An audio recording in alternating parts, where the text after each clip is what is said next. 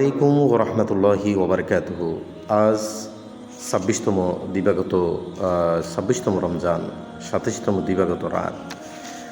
আজকের এই রাত আমাদের কাছে, সকল মুসলমানের কাছে অত্যন্ত ভাবগম্ভীর্য এবং মহামান্বিত রাত। এই রাতকে বলা হয় লাইলাতুল কদর, ভাগ্য রজনী হিসেবে চিহ্নিত করা হয়। আল্লাহ সুবহানাহু ওয়া তাআলা এই রাতকে শুধুমাত্র উম্মতে মুহাম্মদীকে দান করেছেন। আমার রাসূল সাল্লাল্লাহু আলাইহি ইসলামের রসিলায় আল্লাহ আমাদেরকে দান করেছেন। পূর্বেকার কোনো উম্মতকে এই ধরনের রাত আল্লাহ দান করেন নাই। এবং আল্লাহ সুবহানাহু ওয়া তাআলা এই রাতকে বিশেষ মর্যাদা দেওয়ার জন্য বান্দারা যাতে এই রাতকে অত্যন্ত ভাবগাম্ভীর্যের সাথে আদায় করতে পারে, সেই জন্য আল্লাহ সুবহানাহু ওয়া তাআলা পবিত্র কোরআনের লাইলাতুল কদর নামক একটি সূরা নাজিল করেছেন।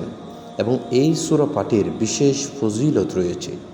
আল্লাহ রাসূল সাল্লাল্লাহু আলাইহি ওয়াসাল্লাম হাদিসে পাকে ইরশাদ করেছেন যে ফাকান্নামা ক্বরা রবুল কুরআন, যেই ব্যক্তি এই কোরআনে কারীমের এই সূরাকে পাঠ করবে সে যেন কোরআনের 4 ভাগের 1 ভাগ পাঠ করল। সুবহানাল্লাহ।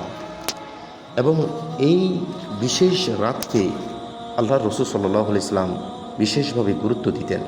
এবং রাসূল পাক সাল্লাল্লাহু আলাইহি ওয়াসাল্লাম লাইলাতুল কদরের রাত্রিতে নিজেও জাগ্রত থাকতেন, ইবাদত বন্দেগী করতেন।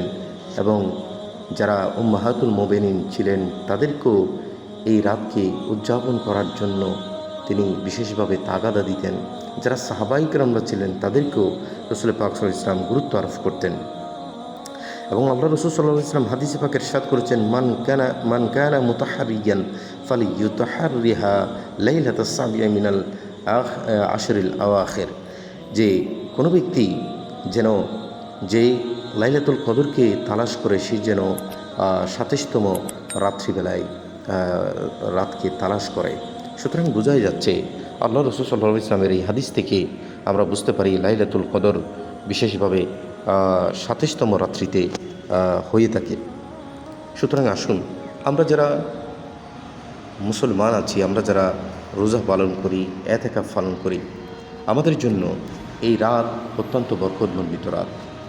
একটি রাত যেই রাতে ইবাদত করলে আল্লাহ সুবহানাহু ওয়া তাআলা 1000 মাসের চেয়েও উত্তম বলেছেন। বনী ইসরাইলের লোকেরা হয়তোবা হায়াত বেশি পেত, কিন্তু আল্লাহ সুবহানাহু ওয়া তাআলা আমাদেরকে আরও মেহেরবানি করেছেন, আমাদেরকে হায়াত দিয়েছেন কম, কিন্তু আমাদের আমলগুলো অত্যন্ত ফলপ্রসূ। এবং আমরা কম সময়ে আমল করে বেশি পরিমাণে সওয়াব লাভের একটা সুবর্ণ সুযোগ আল্লাহ সুবহানাহু ওয়া তাআলা আমাদেরকে দান করেছেন। আসুন, আমরা এই লাইলাতুল কদরকে অত্যন্ত আন্তরিকতার সাথে আমরা কাটানোর চেষ্টা করি। আমরা ইবাদত বন্দেগী, কোরআন তেলাওয়াতের মধ্য দিয়ে, তাহাজ্জুদের নামাজ আদায় করার মধ্য দিয়ে, তাহাজ্জুদের সালাতুত তাসবির নামাজ আদায় করার মধ্য দিয়ে আল্লাহ সুবহানাহু ওয়া তাআলা আমাদেরকে যেন এই লাইলাতুল কদর আদায় করার তৌফিক দান করে। আল্লাহ আমাদের সকলকে সুস্থতা দান করুক। আসসালামু আলাইকুম ওয়া রাহমাতুল্লাহি ওয়া বারাকাতুহু।